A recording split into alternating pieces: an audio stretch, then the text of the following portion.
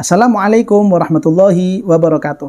Alhamdulillah, para pemirsa, para pengikut channel YouTube MZT Malang Raya dimanapun Anda berada, kita bisa melanjutkan kajian kita bisa melanjutkan pembahasan kita, terutama pada edisi khusus kali ini, yaitu edisi dalam menyambut bulan suci Ramadan, yang mana kajian kita fokuskan pada pembahasan tentang hukum-hukum atau permasalahan-permasalahan seputar zakat. Mudah-mudahan kita semuanya senantiasa diberikan penjagaan oleh Allah Ta'ala dan senantiasa diberikan kesehatan, keselamatan untuk kita semuanya dan juga untuk keluarga kita, orang-orang yang kita cintai dan juga mereka-mereka yang telah punya rasa peduli kepada kita semuanya. Amin ya rabbal alamin. Para pemirsa, para pengikut channel YouTube MZT Malang Raya dimanapun Anda berada, kita kembali kepada kajian kita kembali pada pembahasan kita pada kitab Umdatus Salik yang menerangkan tentang masalah-masalah zakat. Yaitu pada kesempatan kali ini kita sampai pada keterangan beliau Al-Imam Asy-Syaikh Ibnu Naqib Al-Misri. Beliau menyatakan wala tajibuz zakatu, yang artinya zakat itu tidak wajib illa fil mawashi, kecuali pada al-mawashi, yaitu hewan-hewan ternak. Artinya hewan ternak ini sendiri maksudnya adalah hanya pada 3 jenis hewan, yaitu unta, sapi, dan kambing. Hanya pada 3 ini, unta, sapi, dan kambing. Wan nabati, begitu juga zakat itu tidak wajib kecuali hanya pada nabat.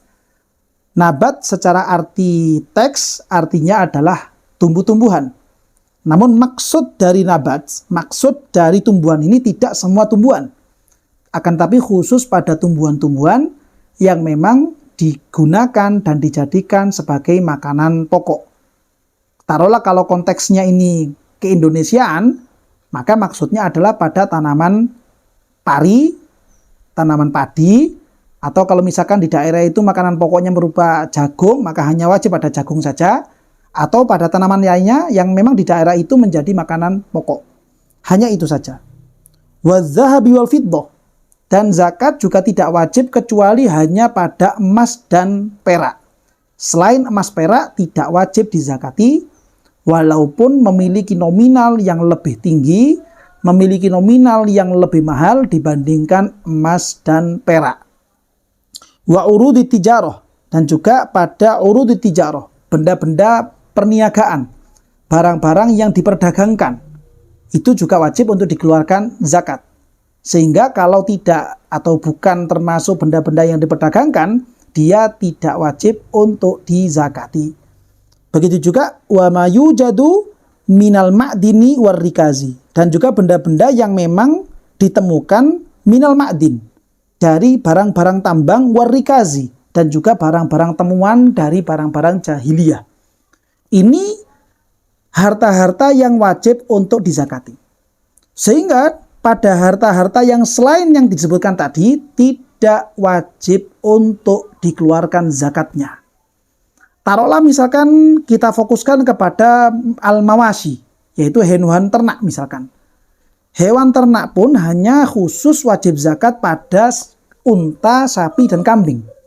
Itu pun nanti pada pembahasan zakat masalah mawashi, ketika hewan-hewan ini diperdagangkan atau hewan-hewan ini dimiliki tapi hanya untuk bekerja di ladang, misalkan dia punya sapi tapi sapinya ini digunakan untuk bekerja di ladang, untuk orang Jawa bilang berujul, ya, untuk mengolah tanah sawah misalkan.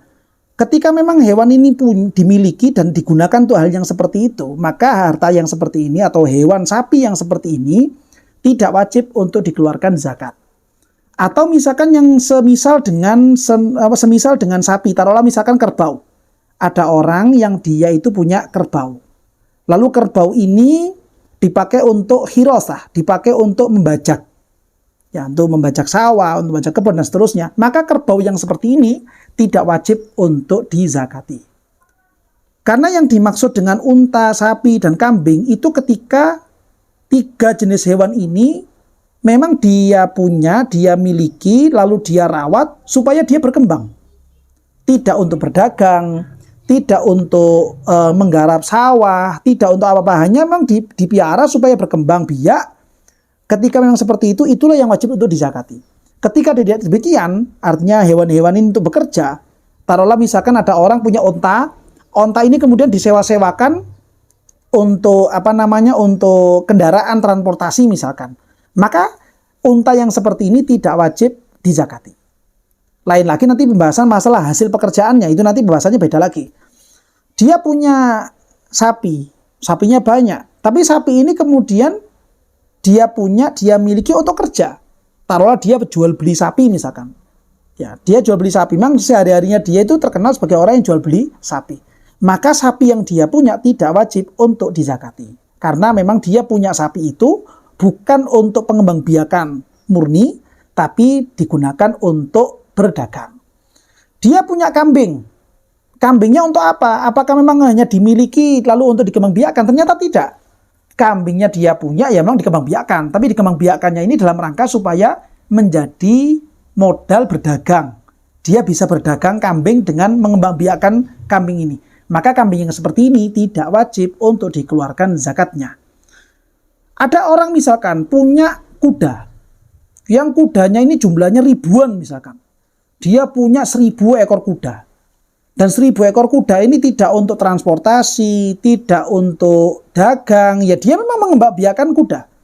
Maka karena hewannya ini adalah kuda, walaupun untuk pengembangbiakan, dia tidak wajib untuk mengeluarkan zakat kuda. Karena kuda tidak termasuk hewan-hewan yang wajib untuk dizakati. Dia punya ayam. Ayamnya jumlahnya taruhlah ribuan. Dia punya 5000 ekor ayam.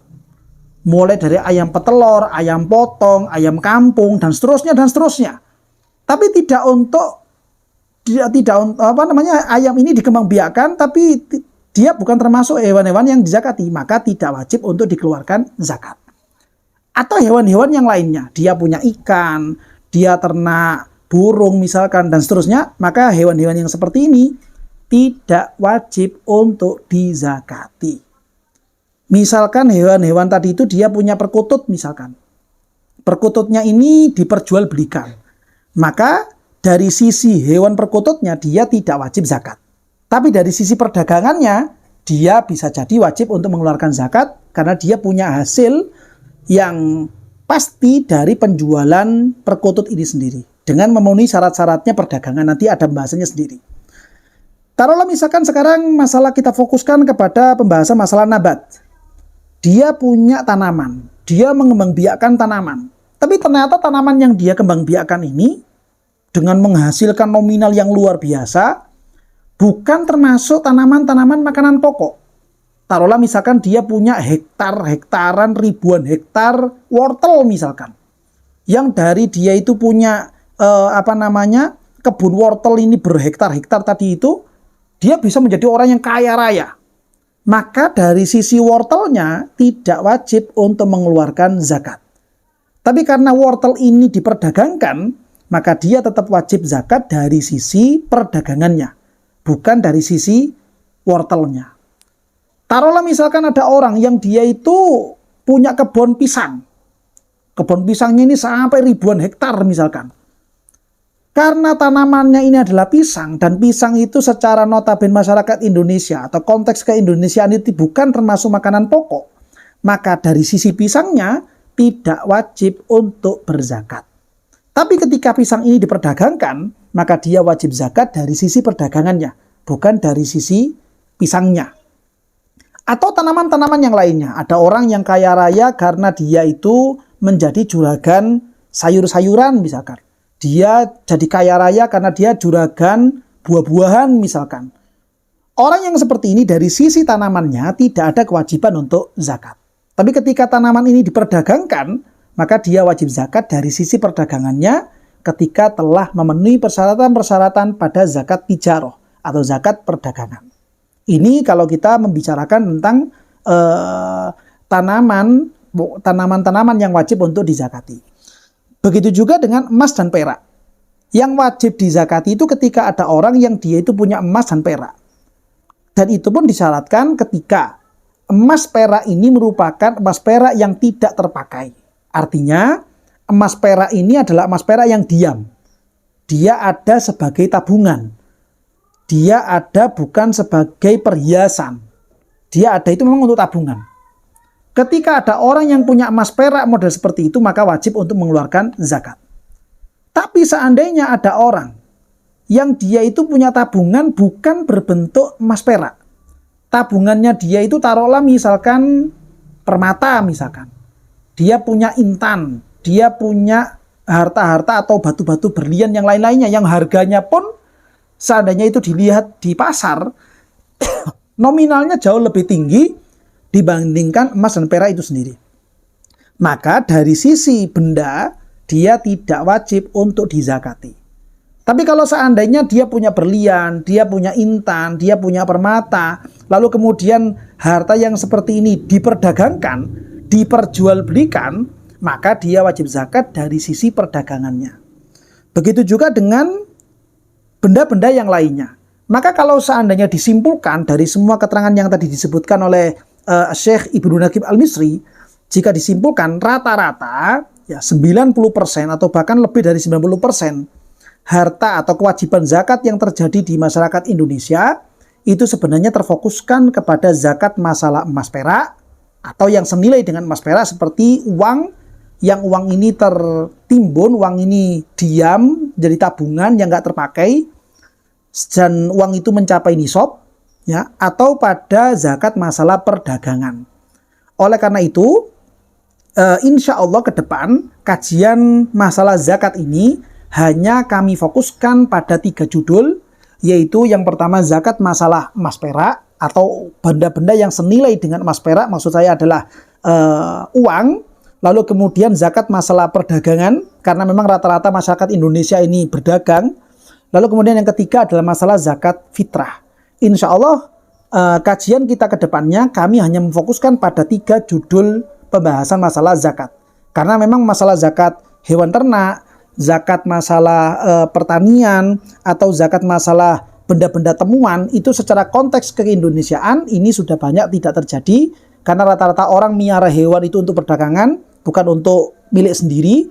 Dan orang itu menanam makanan-makanan pokok pun juga untuk perdagangan. Dan seandainya ada orang yang menemukan barang-barang jahiliyah, secara undang-undang negara Indonesia itu sebenarnya adalah milik negara, bukan menjadi milik pribadi. Sehingga dari situ kurang memenuhi syarat untuk melaksanakan zakat-zakat di benda yang seperti ini. Sehingga karena melihat konteks keindonesiaannya itu ternyata lebih banyak kepada 3 judul tadi, insya Allah ke depan kami hanya akan memfokuskan kajian zakat ini pada 3 judul yang tadi kami sebutkan, yaitu zakat masalah emas perak atau yang senilai dengan dia, artinya uang, kemudian zakat masalah perdagangan, dan yang terakhir adalah zakat fitrah. Mudah-mudahan kita semuanya senantiasa diberikan kekuatan oleh Allah Ta'ala untuk bisa senantiasa melaksanakan ketaatan kepada Allah dan juga ketaatan kepada Rasulullah SAW, baik itu ibadah-ibadah yang wajib ataupun ibadah-ibadah yang sunnah. Teriring harapan dan doa, mudah-mudahan kita semuanya, keluarga kita bisa menjadi orang-orang yang diridhoi oleh Allah Ta'ala dan juga menjadi orang-orang yang mendapatkan nadhrah, mendapatkan pandangan khusus dari baginda Rasulullah SAW. Amin ya rabbal alamin.